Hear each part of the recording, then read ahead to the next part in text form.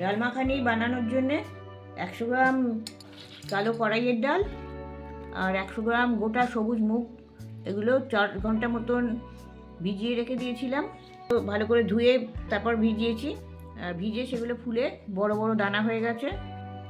এবার এগুলোকে আমি সেদ্ধ করে নেবো। ভিজিয়ে সেদ্ধ করলে সেদ্ধটা ভালো হয়।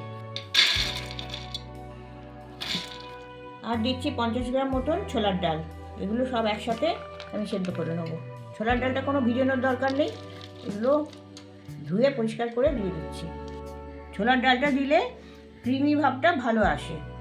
আমরা এখানে জল দিচ্ছি, যতটা ডাল আছে তার ডবল মাপে জলটা দিতে হবে।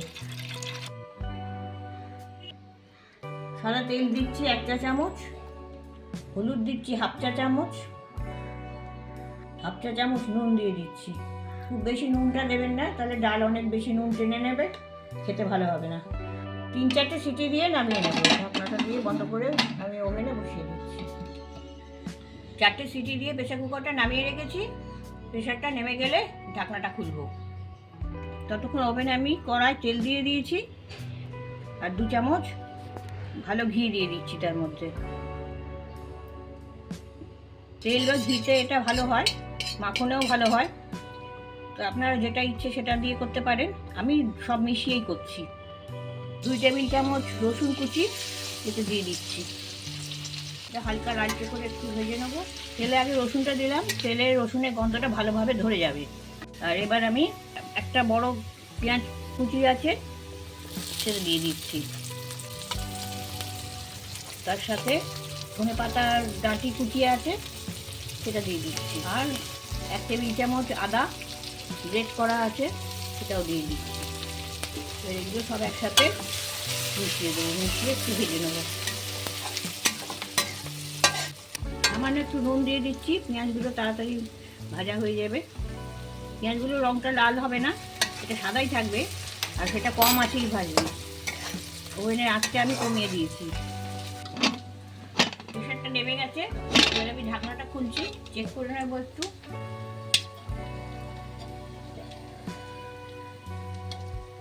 ডাল খুব ভালো গলে গেছে। একটুখানি আমি ম্যাশ করে নেবো এর ভেতরেই। এই হাতা দিয়ে একটু চেপে চেপে, আমার ম্যাশার নেই তাই আমি হাতা দিয়ে এখানে চেপে চেপে একটু ম্যাশ করে নিচ্ছি। এদিকে যে পেঁয়াজ ভাজা হচ্ছিল সেটা ভাজা হয়ে গেছে। কিছু কাঁচা লঙ্কা কুচি এতে দিয়ে দিচ্ছি। তাছাড়া টমেটো কুচি, একটা বড় দিকে টমেটো কুচি সেটা কুচিয়ে রাখা আছে সেটাও দিয়ে দিচ্ছি। এগুলো এর সাথে এবার একটু ভেজে নেব। আগে একটু নুন দিয়েছিলাম, এখন আর টমেটো দিলাম, আর নুন দেওয়ার দরকার নেই। টমেটোগুলো বেশি সেদ্ধ হবে না, এটা গোটা থাকবে। আর এখানে তাছাড়া আমি টমেটো পিউরি আরও দিচ্ছি, 3টে টমেটো পিউরি এটা দিয়ে দিলাম। আর এই বাকি টমেটোটা একটু গোটা গোটা থাকবে। এগুলো এবার এর সাথে ভেজে নিচ্ছি। এর সাথে ধনে গুঁড়ো দিচ্ছি 1 টেবিল চামচ, কাশ্মীরি লঙ্কার গুঁড়ো 1 টেবিল চামচ, মিক্স করে দিচ্ছি। যতক্ষণ না তেল ছাড়ছে এটা ততক্ষণ এটা কষতে থাকবো।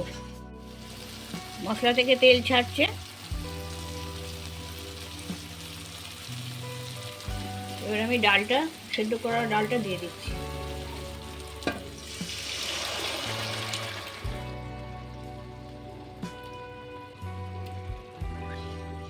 মিক্স করে দিচ্ছি। প্রেসার কুকারটা ধুয়ে একটু জল দিয়ে দেবো। এর সাথে একটু জল দিতে হবে। এটাকে আমি 15 মিনিট আরও ফুটতে দেবো কম আছে। 2 কাপ আন্দাজ জল দিয়ে দিলাম। এটা খুব একটা ঘন হবে না আর খুব বেশি পাতলাও হবে না, সেটা মাঝামাঝি রাখতে হবে। তার জন্য এটাকে একটু জল দিয়ে পাতলা করে দিলাম। এটা এখন 15 মিনিট আমি আরও এই ডালগুলোকে নরম হতে দেবো। এই উনুনেতে অল্প আঁচে হাতা দিয়ে মাঝে মাঝে এটা নাড়তে থাকবো, আর এই ডালগুলোকে একটু একটু ম্যাশ করে দিতে থাকবো। তাহলে ডালগুলো সব ভালোভাবে গলে যাবে, আর এটা একটা ক্রিমি একটা টেক্সচার আসবে, যেটা এই মাখনিটাকে মাখনের মতো মোলায়েম করে দেবে। পেঁয়াজ ভাজার সময় সামান্য একটু নুন দিয়েছিলাম, তাহলে নুনটা মোটামুটি যেরকম পরিমাণ লাগবে সেইভাবে দিয়ে দিতে হবে। তবে ডালেতে খুব বেশি নুন দিয়ে দেবেন না, তাহলে ডালে নুন বেশি লাগে না। নুনটা একটু কমের উপরেই দেবেন, পরে যদি লাগে তো মিশিয়ে নিলেই হবে। আর যে ধনে পাতাগুলো ছিল সেগুলো দিয়ে দিচ্ছি। তবে মাঝে মাঝে কিন্তু এটা নাড়তে হবে, তা নাহলে তলাটা ধরে যেতে পারে। আজকে আমি একদম মিডিয়াম করে দিয়েছি। এটা 15 মিনিট আমি ফুটতে দিচ্ছি। তো মাঝে মাঝে আমি নাড়িয়ে দেবো। 15 মিনিট ধরে এটা ফোটার পর টেক্সচারটা ঠিক এইরকম এসছে, ক্রিমি ভাব এসে গেছে একটা। সব ডাল আর মশলাটা সব একসাথে মিশে গেছে। এই সময় আমি কড়াটাকে একটু ধারে সরিয়ে রাখছি। ওখানে একটা ছোট কড়া বসালাম। কড়ায় আমি আরও 1 টেবিল চামচ ঘি দিয়ে দিচ্ছি, 1 টেবিল চামচ মাখন দিয়ে দিচ্ছি। এতে ঘি মাখন এগুলো একটু বেশিই দিতে হবে, তবে ভালো হবে, টেস্টটা ভালো আসবে।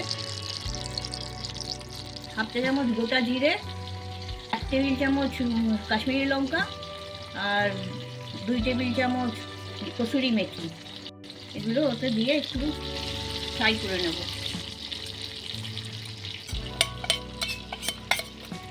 এটাকে তড়কা বলা হয়, অনেকে আবার ছোপ বলে। একটু ফ্রাই করে নিচ্ছি, এটা মিডিয়াম আছে।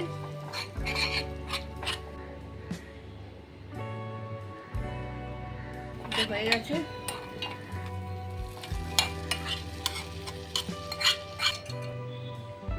এটা আবার ওভেনে বসিয়ে দিয়েছি। মিক্স করে দিচ্ছি যে তড়কাটা দিলাম। এটা মিক্স করে আরো 5 মিনিট এটা কম আঁচে ফুটিয়ে নেব। 5 মিনিট ফোটালাম। এবার আমাদের এই ডাল মাখনিটা হয়ে গেছে, আর ফোটাবার দরকার নেই। এটা এরকম টেক্সচারটা এসছে। আর একটু ঠান্ডা হলে আরেকটু, সেটা ঠান্ডা খাবে না, এটা গরমই সবাই খাবে, কিন্তু আরেকটু বসবে পরে।